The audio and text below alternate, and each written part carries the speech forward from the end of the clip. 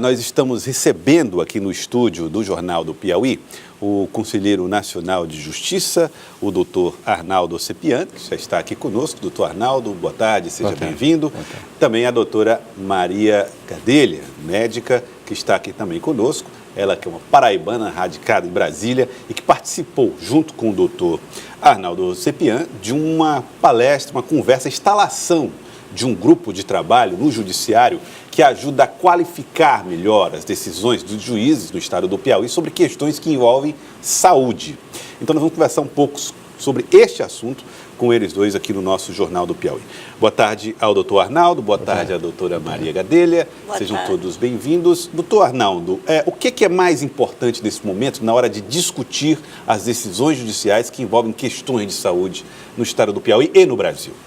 Olha, uma preocupação do Conselho Nacional de Justiça, que a rigor essa preocupação nasce em 2009 e ela vai ganhando corpo ao longo desses anos, é sinteticamente trazer ao magistrado, no exercício da jurisdição, ou seja, quando ele está julgando a causa, a possibilidade de ter a seu lado informações técnicas baseadas em evidência científica para que ele possa decidir as questões de saúde de forma qualificada, entregando ao demandante, entregando ao cidadão brasileiro aquilo que efetivamente poderá, de fato, trazer algum benefício para ele, então, paciente que vive alguma complicação na área da saúde.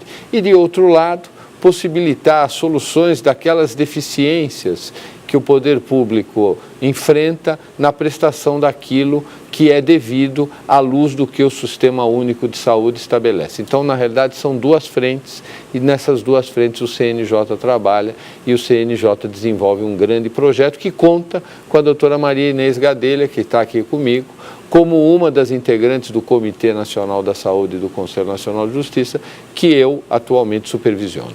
Doutora Maria Inês Gadelha, eu acho que a tarefa mais difícil é conscientizar o juiz, que não tem a obrigação de ter um conhecimento técnico específico na área de saúde, sobre as decisões importantes que ele precisa tomar. Qual é o maior desafio para um especialista em saúde na hora de ajudar nessa conscientização do juiz? A saúde é por si só um tema muito complexo e abrangente. Ela jamais se isola de um contexto, não é? Seja o contexto econômico, seja o contexto social. E nós, no Brasil, tivemos uma ousadia muito grande em dizer que o país, com as dimensões continentais que o Brasil tem e com a enorme população que tem, de prestar uma atenção à saúde completa, integral e universal.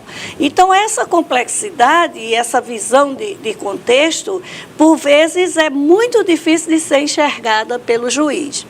E como ele normalmente é premido por uma decisão, geralmente com um caráter alegado de urgência, isso complica muito e este é o maior desafio que eu acho que nós, como componentes do Conselho Nacional de Justiça, no seu Fórum Nacional de Saúde, é exatamente qualificar, informar e cientificar o Judiciário, como também a Defensoria Pública e a Procuradoria, né, de Estado e Federal, e também município, no sentido de alertar para esses detalhes, porque existe essa complexidade em jogo. Agora, doutora Maria Inês, não acaba criando-se um problema para a própria categoria médica, que trabalhando na ponta, às vezes é obrigada a aceitar uma decisão judicial diante de uma decisão que ela é técnica, que é do dia a dia e que às vezes faz com que pacientes pulem filas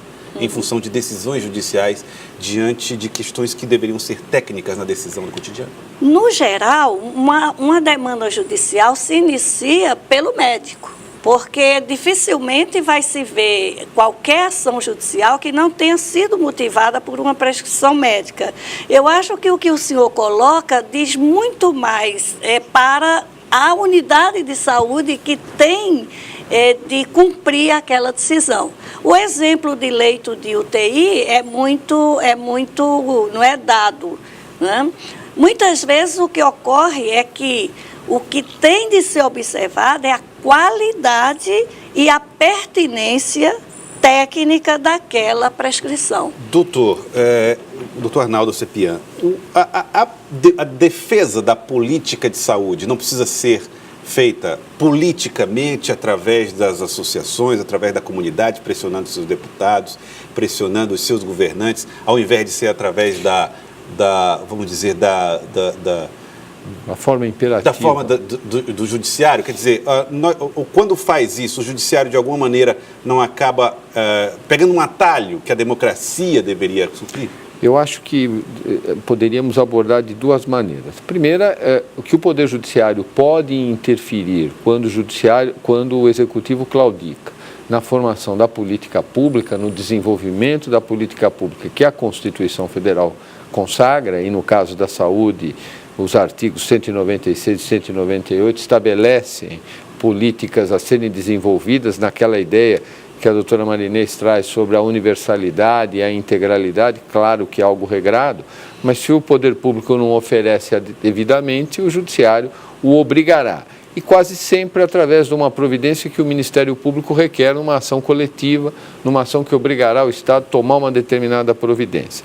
Mas o outro aspecto que você traz é o ingresso no sistema de saúde através de duas portas. Aquele cidadão que está aguardando, por exemplo, uma cirurgia, e às vezes uma cirurgia que nem envolve um risco de morte, uma cirurgia de bócio, cuja qualidade de vida, por exemplo, da mulher, se perde, porque ela perde até a autoestima. Ela aguarda uma fila porque o poder público não consegue oferecer aquilo em tempo razoável, então alguém busca pela via judicial e ela acaba furando a fila. Isso seguramente é algo que cria uma desconformidade. Como é que nós fazemos para resolver essa desconformidade e fazer com que esse tipo de situação diminua gradativamente? É poder fazer com que o Comitê Estadual da Saúde do Poder Judiciário, em cada unidade da federação, acabe detectando esta problemática e negociando.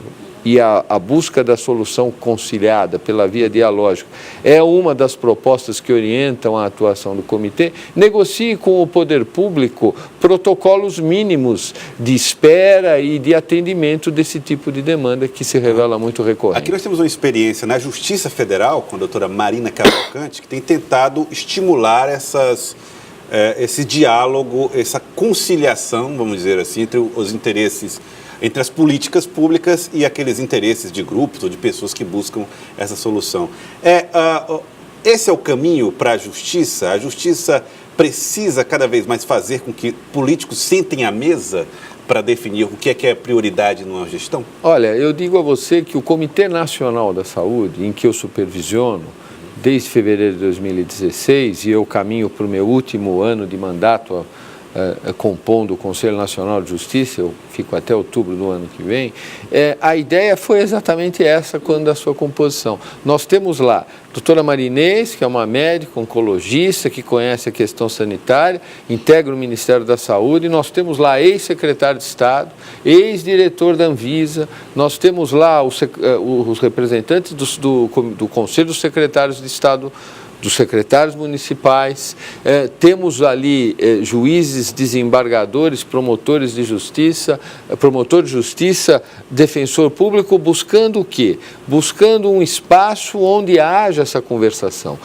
Nem de longe é possível imaginar que uma questão dessa, como disse a doutora Marinês, num país com as dimensões continentais do Brasil, 208 milhões de habitantes, recebendo o imigrante.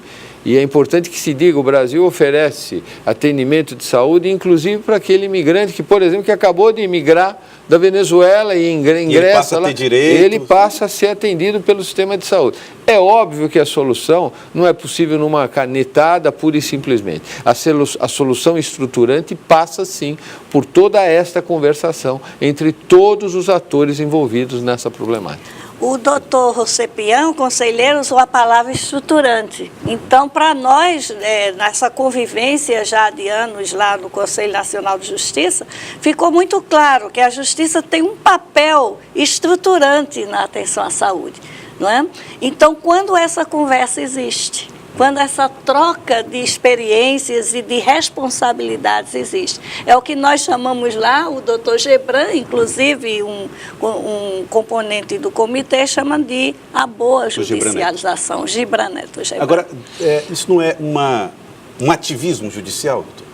Olha, eu diria a você que, pelo contrário, é a possibilidade de trazer aquilo que a Carta Magna proclama, encontrar as deficiências e solucionar pela via da conciliação.